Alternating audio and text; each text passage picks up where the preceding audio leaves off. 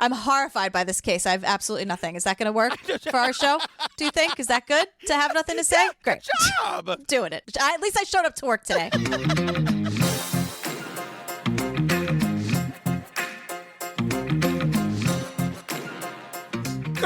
Hi, girl. Hey, hello. Look, I'm so excited to be doing Unsolved Mysteries. I love it so much. But you guys, reminder, before we get to the show, if you want more Jillian and me, join us on the Patreon. Over 150, 380, 940 full bonus episodes to download and binge right this second, girl. It's definitely closer to 940, for sure. You guys, it's everything you want us to cover on all the different cable networks. It's like Fear City and what are the other ones? I'll Be Gone in the Dark, Tiger King, Don't F with Cats. It would have been Unsolved Mysteries, but we decided to put it on the regular feed. How are you enjoying them apples? Right? How many episodes is that a week? 3 from us? My goodness. You have patience of saints, all of you who are listening to all 3 eps of us a week. But it's also ad-free versions of these episodes, ringtones, Zoom hangouts. Sometimes we send you stuff in the mail. Little postcards and stuff. It's fun. Totally. It's a real party. Our Patreon is really, really awesome, you guys. Patreon.com/TrueCrimeObsessed, or go to our website, click on the Patreon link. And we also have more podcasts, you guys. If you want to find more true crime podcasts that you're obsessed with, go to ObsessedNetwork.com to see all the stuff we're doing. Do it. Do it right now. I don't have any time for any other response other than you doing it.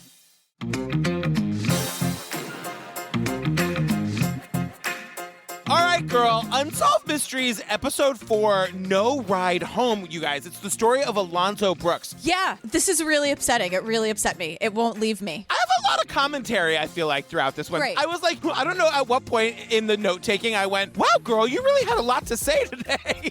You gave yourself a little pat on the back. That's great. Why not? Hey, look, wherever we can get it, you know? I know. I love Unsolved Mysteries so much, you guys. Let's just jump in. This episode opens in like a creepy, swampy river ravine or whatever, and it is so perfectly Unsolved Mysteries. I was like, it was just, I took a deep breath and I thought, here we go. So we meet a woman right at the top, and we know that it's going to be the victim's mom. And she just says, I'm still hurt. I'm still mad. And no trust. I lost that. I always tell my grandkids and great-grandkids, always watch your back and don't think everybody's your friend, you know. and she always tells her kids, like her grown children and her grandkids, to watch their back. Don't think of everyone as your friend. And I'm just like, oh. I know. So her name is Maria Ramirez. And just to have that outlook and to tell like little kids, like, don't trust anybody. She's absolutely right. As far as I'm concerned, to instill that fear in people. But it's just like, again, I ask, how did we get here? Was it always this bad? How did we fall so far to be telling our kids, don't trust anybody, stay away, don't have any fun, don't let your guard down, but you have to. I know. It's so fucking sad. So Maria tells us, this is the case of Alonzo Brooks. So Maria is telling us that she raised all of her kids in Kansas. She had 2 boys, 3 girls. Alonzo was the baby, and like, you know, the baby of any family. Like, he grew up sort of like getting mad all the time because he couldn't go where the big kids were going, and he just wanted to be like a big kid from the time he was little. Yeah, and he, you know, loved karate, and we meet Billy, his brother, and Billy's like, when we were younger, I would, you know, tease him and punch him and, you know, try to make him hard, you know, and try to make him grow up too fast. And my mom used to get on me about that. And, you know, leave him alone, you know, like, shit, you gotta be hard, you know, you gotta be tough out here. You can't be weak, you know. People take advantage of you. Can we not do this? Can we please not do this? Like, men can feel and have emotions, and it's not weak to not know how to throw a punch. Can we just say that? I like Billy. Billy does a lot of great stuff in this, and he's just trying to be a good big brother. He's a good guy, but like, it's that whole fucking toxic masculinity thing, because Alonzo is described as like shy and sort of like a little bit timid when he was younger, and so his brother's trying to beat him up to teach him how to be a man. I was like, can we stop being garbage about that shit? Yeah, I know. And also completely related yet completely unrelated. They keep saying Topeka, and I just keep thinking of Almost Famous, that line where it's like, we're just real Topeka people, man. just kept hearing that. And I was like, I have to focus. I will watch Almost Famous later tonight. But I was like, nope. I just heard, just some real Topeka people, man. But we also meet Alonzo's sisters. It just like they've got this cool, close-knit family. Yeah. And like they're all with us throughout. I love his sisters are Cindy, Demetria, and Felicia. And they're just cool ladies. They're no dummies, this family. They're like on top of it. They're kind of like, who do you think you're talking to? Like, we're not idiots. Like, don't talk to us like idiots. Because as we learn, a lot of people spoke to them poorly and in a shitty manner. And I'm not here for it, and neither are they. and a real shitty manner. In a real shitty manner. And I won't stand for it. The mother has this memory where she's saying that, like, she's looking at a picture of Alonzo and she goes, He was always messing up my hair. I used to get so mad at, I miss that, I miss that a lot, but And it's so real. And she's like, you don't think about that and the little things. And, it's just like, I hate everyone. Here we are. Welcome. I know. So it's April 3rd, 2004. It's Garner, Kansas. Right outside Topeka, where there are real Topeka people. And the mom is telling us that Alonzo was going to go to a party that night. Now, Alonzo is not as young as I thought he was. I thought he was like a teenager. He's 22, right? He's 23 when he 23. died. She said specifically he was 23 when he died. Yeah, so he's 23 years old. He lives at home with his mom. They have a very close relationship. Because I kept thinking, like, if he was a teenager, you could tell the mom was uneasy about the party. And I would be like, well, just tell him he's not allowed to go. But then we learned he's 23 years old. Right. And the party is interesting. There are many words for this party, but it's weird because it's like there's a goodbye party and some guy he kind of knows from just around. No, he doesn't know him at all. Like, that's the whole thing. Yeah, he's like going off into the military. And so they're having this big party. And his mom is like, who is we? Like, we're having a party? Who is we? And he's like, I don't even really know, but there's a big party and I'm going to go to this party. Which I just kept thinking out loud, like, can we put more movie theaters in Kansas or something? Can we give these people something to do other than driving 45 fucking miles to go to a party at a fucking stranger's house? And like down a dark Kansas road. Like, maybe this is my New York talking, but that is not my experience ever. To be like, oh, someone down the street is having a party. Why don't I go to this house I've never been to in the middle of nowhere and just go to a party? Like, I didn't grow up with like, oh, like someone, like people had parties, but they were all in apartments when their parents were out of town or whatever. Yeah. But like, and it was, a friend would bring you to their friend's party or whatever. But the idea of just like, oh, I heard about a party. Someone's going into the military. I know nothing about anyone and I don't know anyone there. Let's go. Like, I don't have that experience. And I'm not saying that's an experience that people have. It is just very much not mine. No, and we start to meet his friends and like we never find out who was actually invited to this party. Everyone's just kind of heard of it. Yeah, because we meet Justin Sprague and Justin's the guy who picks him up. Did you say Justin's the guy that I'm going to leave my family for? Oh, are you? I don't know. I really found Justin attractive. That's all. That's all. We see his blue eyes just beaming at me right through the screen. He cries later. Like there's a lot going on behind those eyes. Yes. A lot. So all of these friends that we're about to meet are white, and that should be made clear. So Justin picks up Alonzo, and he's even like, I'm not really sure how I learned of the party. I don't recall that it was something that was planned out weeks in advance. That's not really how our group was. It was more of, hey, heard this is going on. The hell with it. Let's just go. Like, it wasn't planned. It was just like a party. Like, stop asking me about the party. And I'm like, but it is weird that it just like sort of just materialized like out of nowhere. And suddenly there were just like a bunch of people and shitty beer in the middle of the woods. Also, Justin, your friend died mysteriously at this party, girl. You're sitting down for an interview. We've got some questions for you. We're going to proceed with our questions, Justin. I'm going to ask you 15,000 questions about that party and you have to deal with it. You showed up, you signed the release. This is Netflix talking to him, I'm assuming. Deal with it. But wait, we meet his other friends, Daniel Fune, F-U-N-E, and another one named Tyler Brohard, B-R-O-U-G-H-A-R-D. You guys, his name is Brohard. It might be Brahard? His name is Tyler. I'm really bad with names, but for the sake of the bit, can it be Brohard? Sure. If that's what you need to get through this. You know what he knows how to do? He knows how to bro hard. Oh, boy. Not in a sexual way. I just mean like... here we are. Well, you're in love with Justin. You're leaving your family. Tyler, like, I can't keep track. I can't even keep up. What's happening? And the other guy, Daniel, who I like, is wearing a hat the whole time because he's prematurely balding. I was like, girl, I see you. Oh, is he? Yes. I didn't notice that. So we learned that like all these friends met playing football, and they tell us about Alonzo that like he was super intense at football. I'm not really sure what any of those words mean except for intense. Zoe was a beast when it came to football, but he'd go from knocking your ass in the dirt playing football to literally you guys could just sit down and just chat. I mean, he was just the easiest guy in the world to get along with.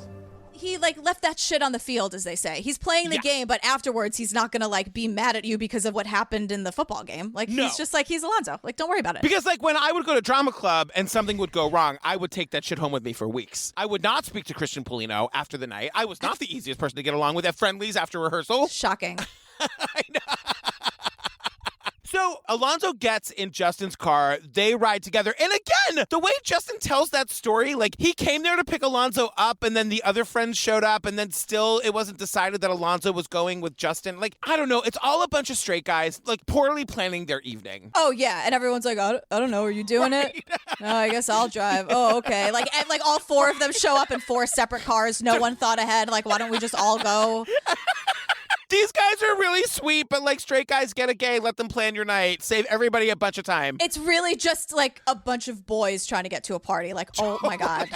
We could be there in half the time in one car if a gay or a woman was planning it. And honestly, like, then everybody would be safe. If there's one car, everyone's got to come together, everyone's got to go together. You know what? New plan, Kansas. One car to a party, guys. Well, let's get into Kansas, specifically a place called Cygne, which is where the party is. The party is an hour away. Can I just say, I have spent so much time on Google Maps looking at this town. I know. The way they describe this town, it's 46 miles away. It's over an hour drive. To which I just said, how did these boys hear about this party? We never get clarity on that. And you know what I'm thinking too? Because I really hate drinking and driving. I think it's like the stupidest, most selfish thing you could do. And I'm thinking, so you're going to drive an hour away to get to a party, drink, and then how are you getting home? You're driving an hour in the dark to get home? Like, why are you doing this? And like not a streetlight in the entire fucking state of Kansas, you guys. It's the backwoods. It's dark. It's like dirt roads. It is no joke. And we're going to get to that in a second too. But like they describe it as... There's really not much to it.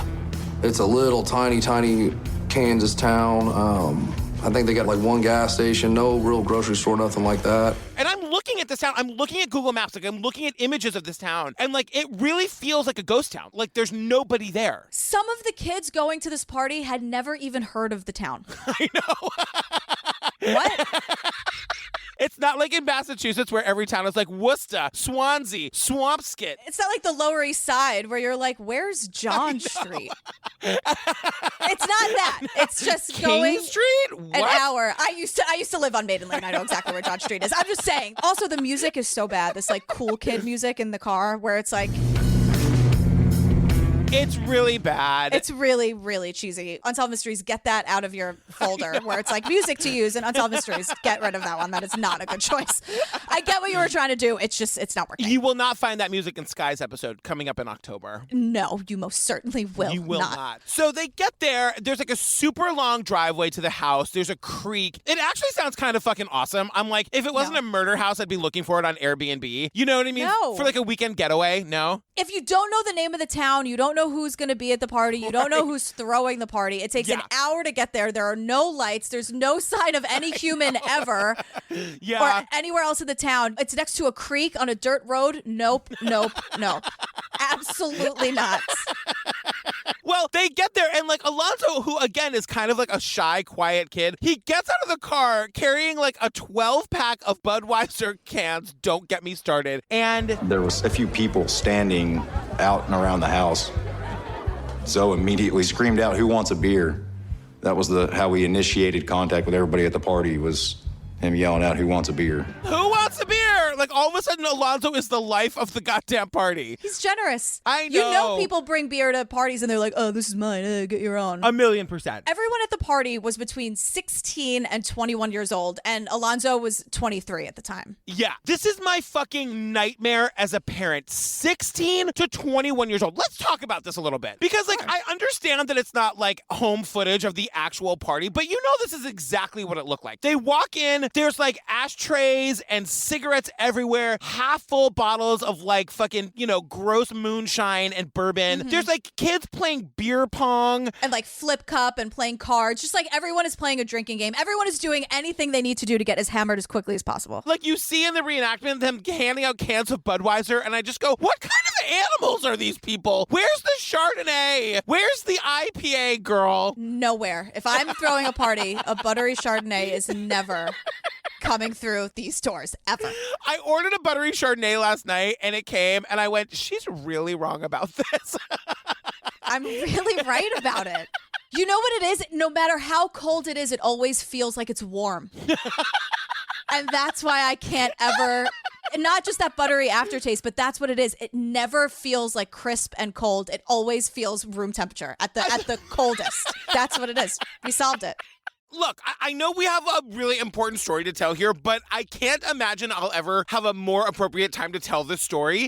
I did not go to high school parties. That was not a thing that I did. One time I did it, we had an after party for a show when I was a freshman, and I went to a senior's after party. And I remember it was the first time I ever got drunk, and I woke up the next morning and I was so dehydrated. I took a can of like soda that was on the table. Oh no. I took a huge sip and it was full of ashes. And then I threw up. How did you ever drink again after that? I know. I got real good at drinking eventually, but it was really it's like the grossest memory of high school that I have. That's a really, really bad thing that happened to you. That sucks. I can't say anything other than like, that's the worst. So there are like 40 to 50 people there. They're teenagers, like 21 at the oldest, or Alonzo 23. Most of the people they didn't know. They were all country people. And one of Alonzo's friends is like, it was more of a country type thing, and we're not so much that. So, I mean, it was different that way. A lot more of the cowboys and stuff.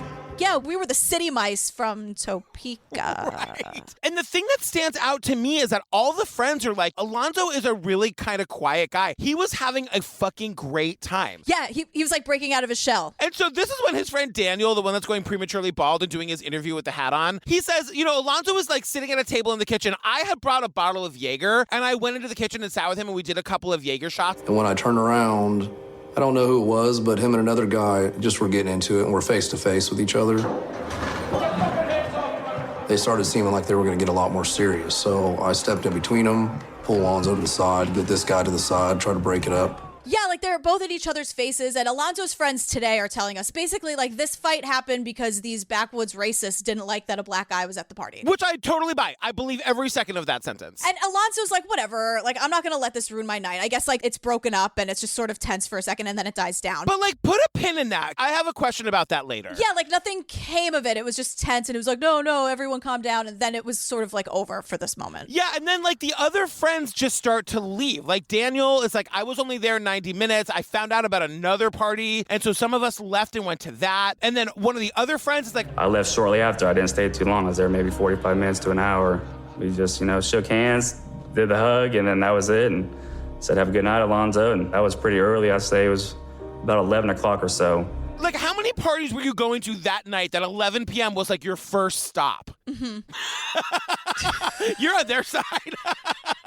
But like, how many parties are there in Kansas? But if it's another mystery party, like I'm not going to go at 11 o'clock if it's like another hour out of my way to go to some party that I don't know who's there. I'm not going. We need to give the youth of America things to do. Like everyone's just bored. That's why you're going to these mystery parties in cornfields and just getting fucking hammered and dying. So like everyone sort of assumed that Alonzo would get a ride from someone else, but they all ended up leaving. And there was like, again, no communication. So the one friend who does stay is Justin, who is the one who picked up Alonzo. And Justin decides, even though he stays, he leaves the party to go get him and Alonzo cigarettes. Now, this is where it gets fucking terrifying. I get that it's a reenactment. Yeah. But like, Justin immediately gets lost. And remember, he's never heard of this town. And remember, there's like not even a grocery store in this town. Mm-hmm. We're watching him drive through cornfields. And he turns like left when he should have turned right. And all of a sudden, he's like in the middle of the fucking woods. And then his car gets stuck on a back road where there's no lights, and he's not saying, and I was fucking losing my mind. I know. He's not screaming about how scared he was, because it looks like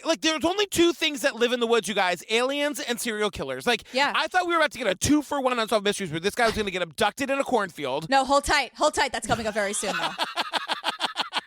That was so so scary. And then this dirtbag Justin, rather than like being like, oh, I got lost, I got to go back to the party and get my friend, he gets frustrated and decides to bail. And at that point, I made a phone call to another buddy of ours that was at the party, let him know to get a hold of Alonzo and tell him that I got lost. I could hear Alonzo talking shit in the background that I got lost and that I wasn't going to make it back, and for my friend Adam to give Zoe a ride home.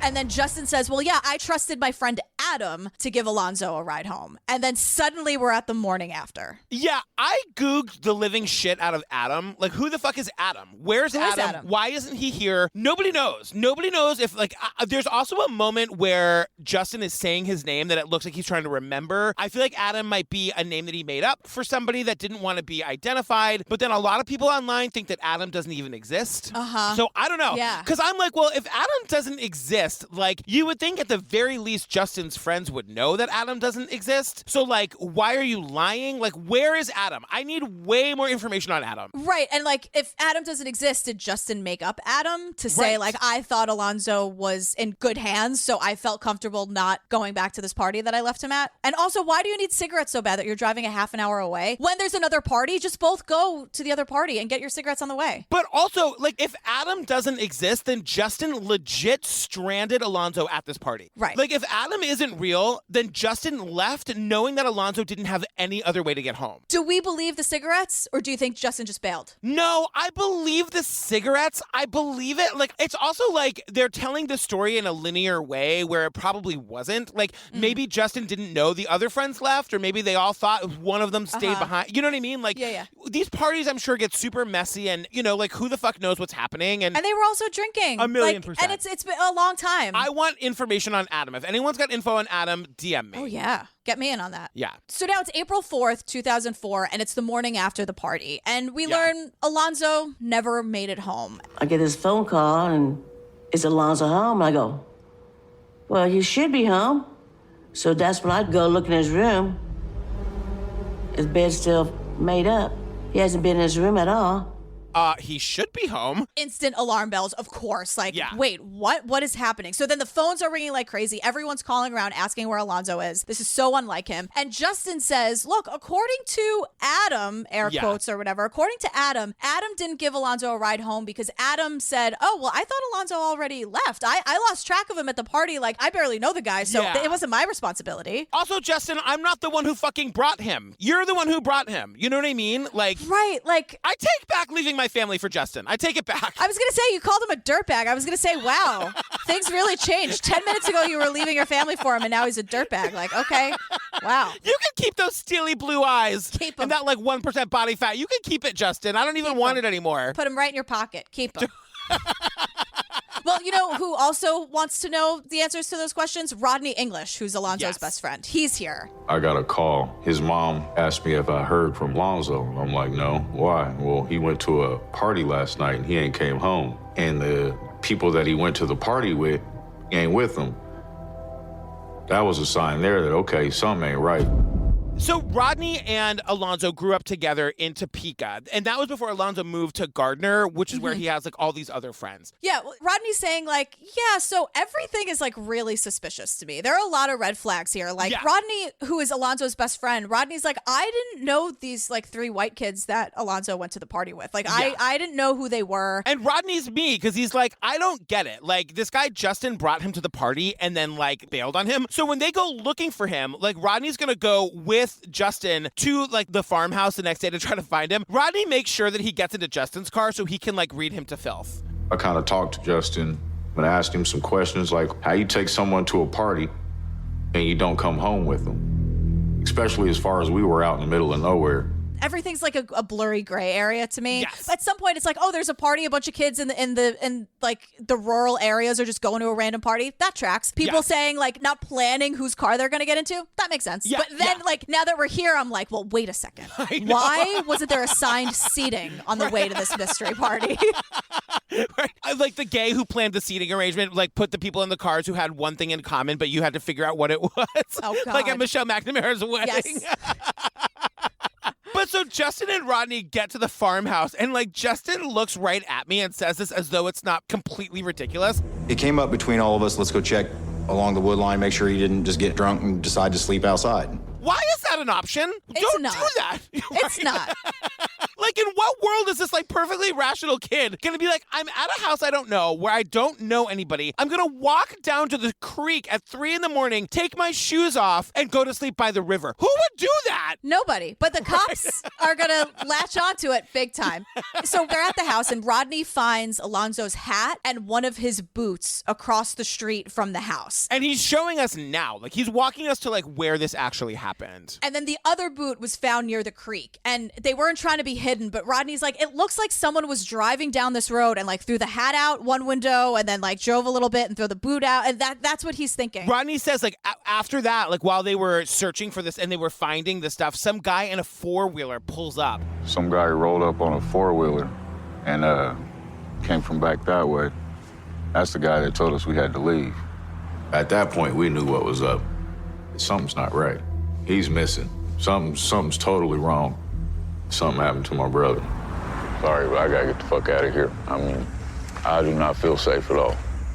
And Unsolved Mysteries is done so well because you can feel the creepy vibe, you know? Yeah. And Rodney just like looks at the camera and he's like, I gotta go. I gotta get out of here. Like, I don't feel safe here. We have to leave. Just reliving what happened all those years ago. Rodney's like, no, we have to leave this minute. So, like, you know, the friends are telling us about Cygne, that it was like a white majority town, definitely racism. You know, Justin was saying like that kind of crap comes with that area. Yeah, they also say things like, well, you know, we don't see color. And I'm like, right. First of all, we all have to stop saying that. Don't say you don't see color. That's ridiculous. And that like I don't, and they want us to know like, yeah, there are racists here, but we're not the racists. But this town is super racist. And so we took our black friend to the racist town, to the party where we didn't know who was throwing it or like how racist they would be. And we all like, I just don't, it's like more and more questions the more we talk about it. And I want to piggyback on that idea. When they were saying like, you know, we don't see color in our friend group, so race didn't come up very much. No, see the color. You have to see the color and fight the racism. Right. It's the whole thing like when you would talk about like, you know, gay marriage and people would be like, no, I don't care about that at all. No, care about it. You have to care about it and then fight the homophobia. That's the whole thing. This whole like, I don't care, it doesn't affect me. No, girl. Like, we all have to like be here for each other. See the color, fight the racism. See the same-sex couple, fight the homophobia. Right. Well, the thing is, like, isn't that so nice that the white guys don't, like, color doesn't even occur to me. Yeah. Alonzo, his whole life was being a black guy. You know what I'm saying? Yeah, like, totally. What a privileged point of view to be like, it didn't even matter to us, but like, it mattered so much to Alonzo. So give a shit if you're his friend.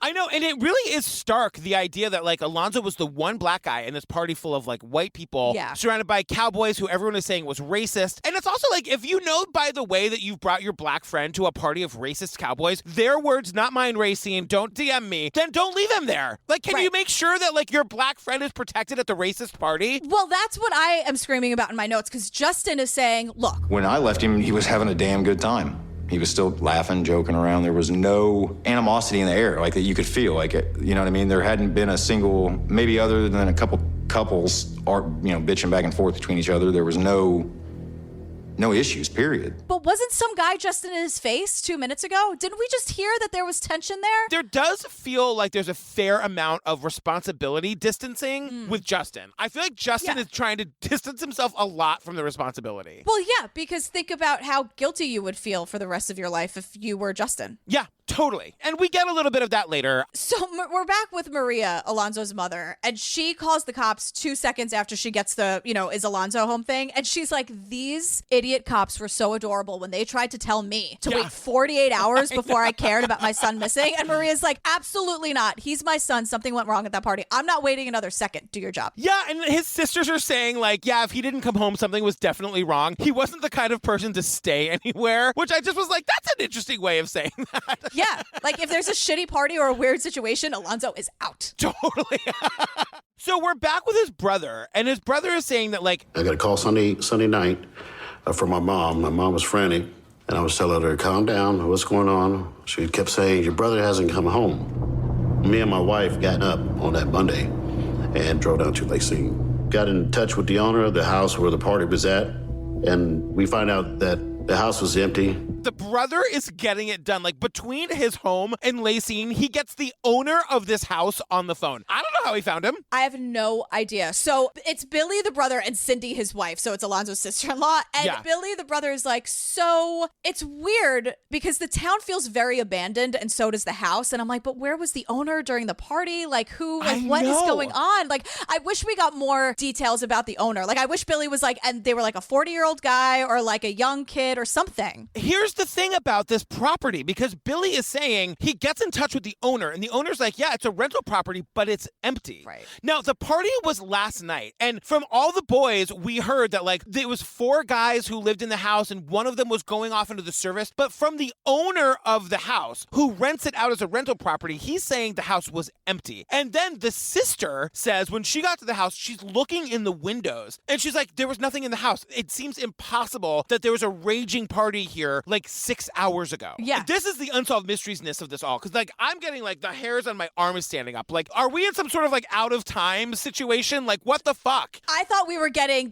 was going to veer supernatural. That's when I felt supernatural. Because when it was like, yeah, like... You never know with Unsolved Mysteries. Yeah, where it's like, oh, there hasn't been a party here in 500 years. And I'm like... But there was a party there last night, right? Like, it's like the guy from, like, Pet Sematary where it's like... Well, sometimes that is better. Sometimes dad is better. And it's like, wait... And so now you're thinking, and this is what Unsolved Mysteries does. Now I'm just spiraling. So I'm like, did they get the wrong house? Right. But the thing is, we see the house in the reenactment. Girl, it's the same house. It's the same house. When you look up the house on the internet, it's the same house in the reenactment of the sister looking in the window. It's fucking bananas. And just to be clear, though, it does also make total sense that the owner, like these kids, one of them is going into the military. They're not checking with the owner for permission to have a party. It's not shocking that the owner, who doesn't live there, didn't know about the party, but it is weird that it's not a mess. But it's also, the owner says there's nobody living there. Like, that's what I'm saying. He said the house was empty. But kids in the middle of nowhere, they'll find an abandoned house and have the party. But it's the lack of mess that makes no sense. So then Brother Bill is telling us that they drive around the town to see what they could see. He's like, all eyes were on us. Like, again, Racine, I have no idea. I've never been there. But like, it's Lacine, not Racine from A League of Their Own. It's Lacine with an L. No, you're right. It's totally Lacine. It's not the Racine Bells from A League of Their Own. It's Lacine. Totally. Okay. So, but like, the brother is driving around Lacine, and he's like, we drove through the town. People in town are looking at us kind of like, you know, why you're here. You can tell.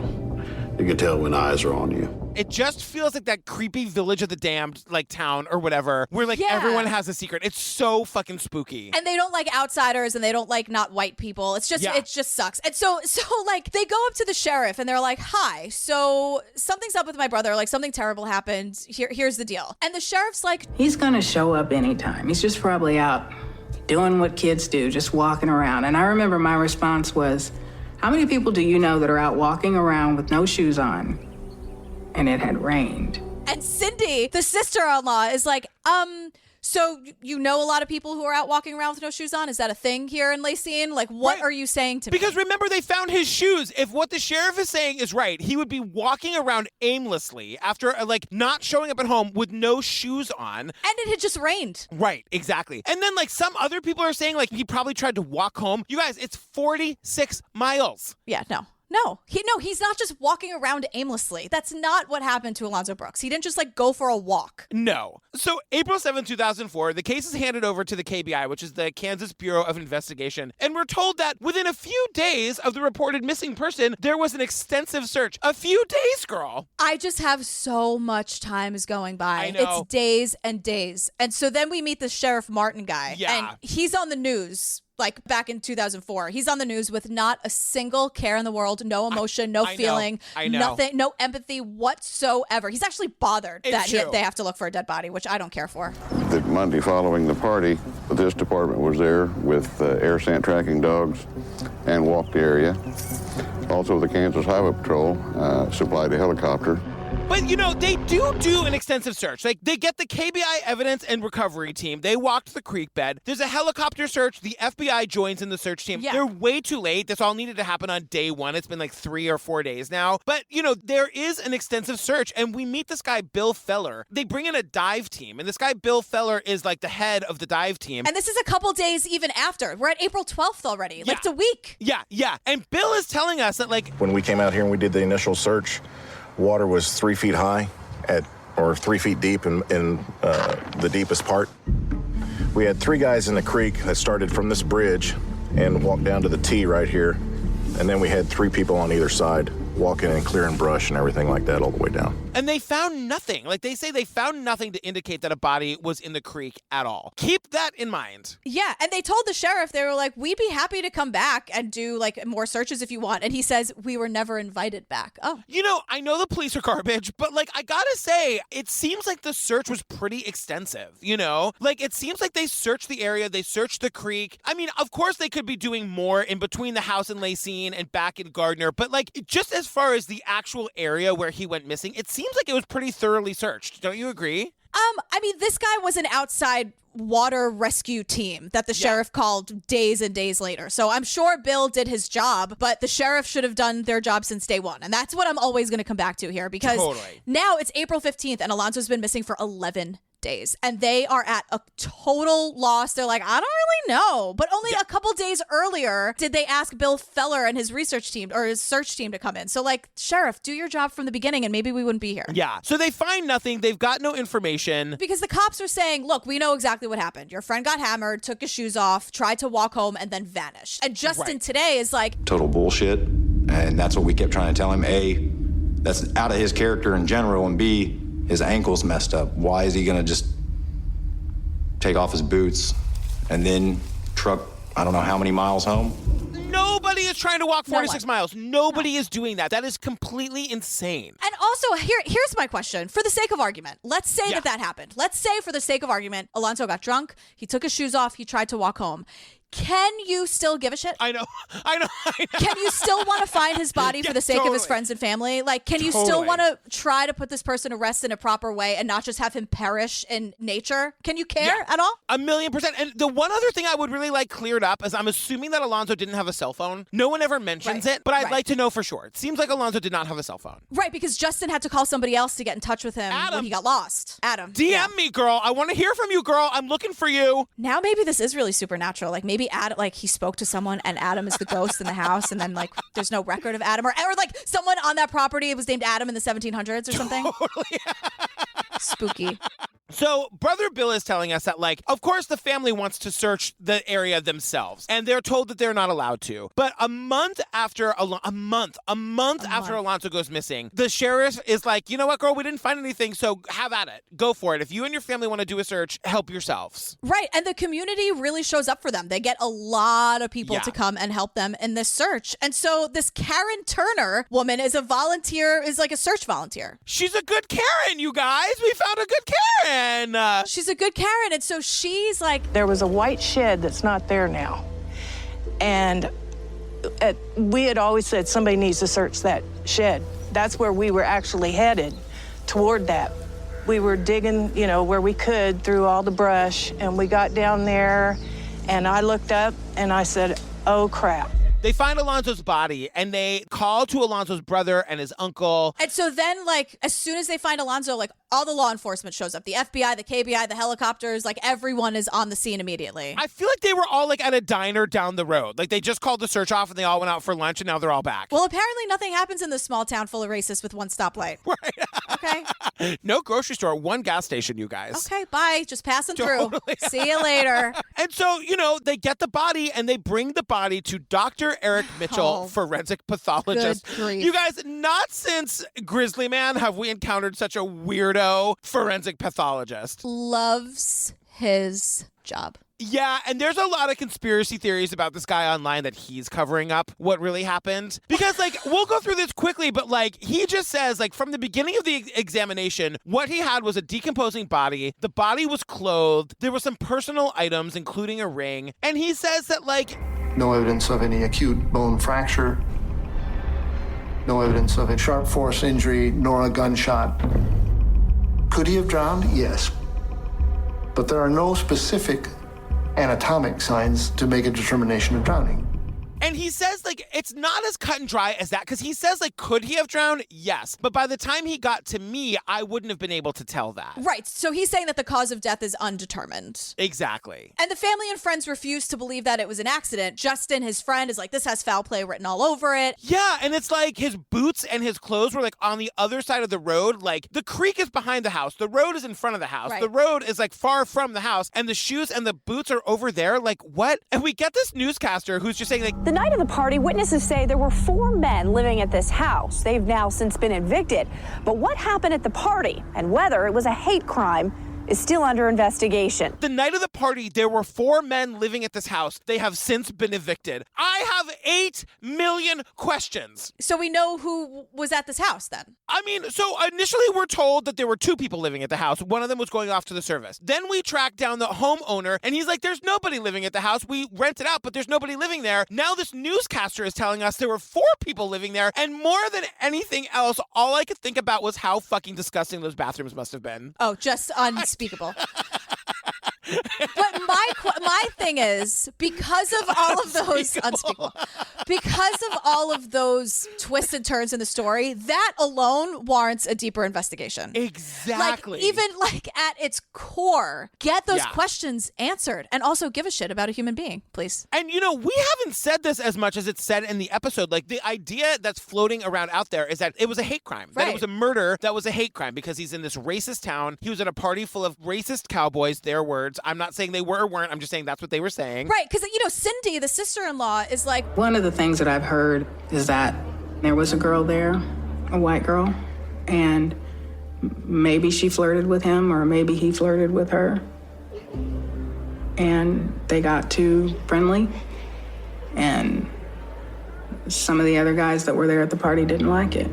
And then we start to see these like conspiracy theories online. People are saying he probably decided to go swimming and was drowned. Please. Somebody else is saying that he was held in an abandoned barn and tortured. It was an accidental death and it's a desperate cover-up. And then like another person is like, everyone at that party knows that they have to keep their mouths shut. Yeah, and then it's like, well, everyone knows that he was in like the meat locker of this family. Yes. And I'm like, wait, how is everyone saying this? Like, what do you know? Where is this gigantic meat locker? I know. And then Justin, the friend that brought him to the party, is saying that then people were looking at them. Like, some people think that his friends brought him to set him up with drug dealers. Like, for what reason? I don't know. And then there are some other things, like other thoughts of what happened to him that I read that like I won't say. Oh, don't. Because they're very triggering. Yeah, No. Yeah.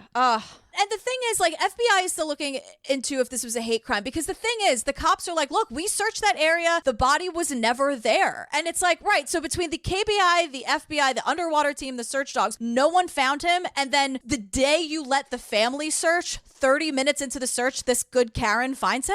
So let me say this. So I'm working on another podcast, a new Obsessed Network podcast that's coming out in January. Yes. And the very first episode of it is about the vanishing, drowning men. Now, this is a thing that happened. I'm getting chills everywhere. Now, before I say another word about that, if this was a fucking hate crime, then it was a hate crime and we need to investigate it and find out. I don't want to diminish the idea that this was a hate crime by trying to connect it to some other like conspiracy or other strings of murders. I'm not trying to like sensationalize it at all. If this was a hate crime, we need to fucking figure that out. But I want to say separately, there is an epidemic of young, fit men, almost exactly his age, all over the country that go missing and then about a month later wind up in a body of water like nearish where they went missing. And it's always a situation like this where they get separated from a group of friends, their body winds up in a river, and it like the police want to say they were in the river the whole time, but the evidence doesn't point that way. Like, the bodies aren't as decomposed as you would be for being in a river that long or even being dead that long. Right. Like, a lot of people connect it under the umbrella of the smiley face killer. That's what I was just thinking of. But then, like, in our episode of our podcast, we sort of go in a different direction with it. And it's like, this happens a lot. Now, again, if this was not that and this was a hate crime, I do not want to diminish the idea that this was legitimately a hate crime. But, like, young, fit men being separated from their friends, vanishing for about a month, and then winding up in a body of water, you guys look it up. This is a real thing. Why are we like this? as a society? I don't know.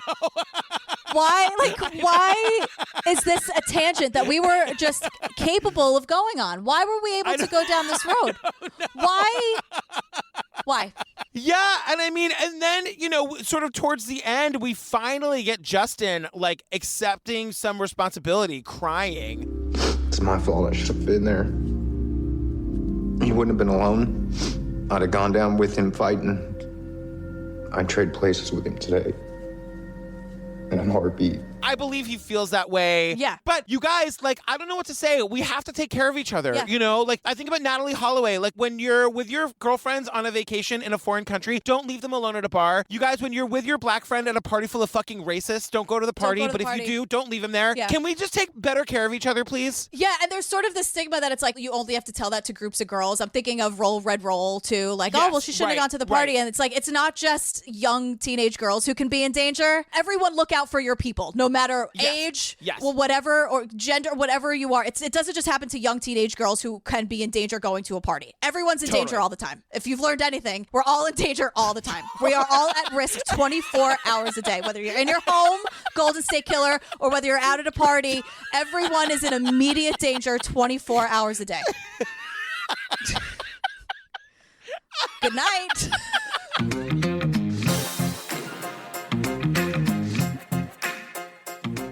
You guys, we did Unsolved Mysteries episode 4. I mean, there's just no better ending, girl. When you speak the truth, you speak the truth. Somewhere my mom's like, finally, I've been telling you that for years.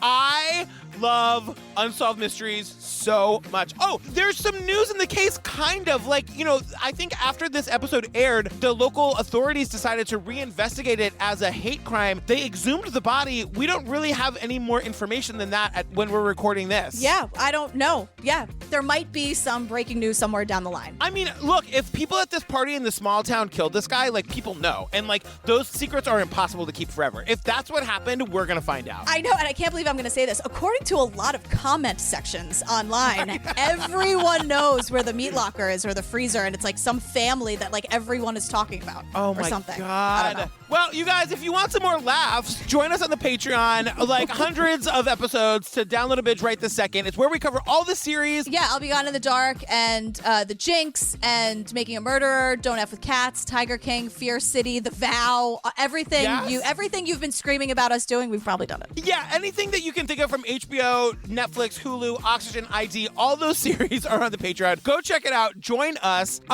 Check out our merch, you guys. Every dime of the merch that we make is all going to charity, so go get yourself a mug or a hat. Yeah, or like a magnet. They're magnets now, I think. Sure, yeah, there's magnets. Okay. Yeah. Right, high-pitched. That's the tone of confidence, isn't it? Yeah. Steve, put magnets on the merch. Steve, put magnets on the merch. Steve, please. Okay, enough. Oh, you guys, we love you. Thanks for hanging out with us. We love you. Thanks for doing this. And yeah, Netflix, however many seasons of Unsolved Mysteries you want to make, great. We'll be here for you. Oh my God, make so many. Right here, screaming into a microphone about how unsafe we are. If that's something you're into, welcome. All right, bye. Bye. New plan, Kansas. You only got to take one par to a cardi. Whatever. I'm saying if I'm going out for a nice Italian dinner, yes, I don't want to see some backwards Phillies hat or whatever. Yeah. Get that off. Anyway. You're lecturing 17-year-olds about party etiquette and how to be a good guest at a party. No, there's not a coaster in sight. It's not that kind of party. There's not like hors d'oeuvres or if there's a stale pretzel, I'd be shocked. Yes. This is kind of I know. They're not going to listen to you. He decides to wait until the middle of the night to search the creek. I wouldn't want to show my face if that was my idea either. Let's wait until 10:30, maybe 11 o'clock to go to this creek in the middle of nowhere with our flashlights to look for a dead body. How about high noon? No? Are you busy at 1 o'clock in the afternoon to look for a person? You got a lunch, Sheriff? I wasn't interested in it until I was like a junior in high school. My mom went away for the weekend and we did have a party and we did go down to like Main Street and like pay somebody to buy us a case of, get ready, Zima. Zima. Yes. That's what I was hoping. I was like, please say Zima, say Zima, say Zima. Oh. I really wasn't a drinker until I moved to New York and became friends with my friend Mike. And it's all his fault. Hi, Mike. With great power comes great responsibility, Rabia. Totally. I didn't make you. You're you, and you're wonderful. Fix it. Fix it. Now we're just screaming at Rabia. Rabia, fix it! Rabia, I'm so terrified. Please help me. Oh.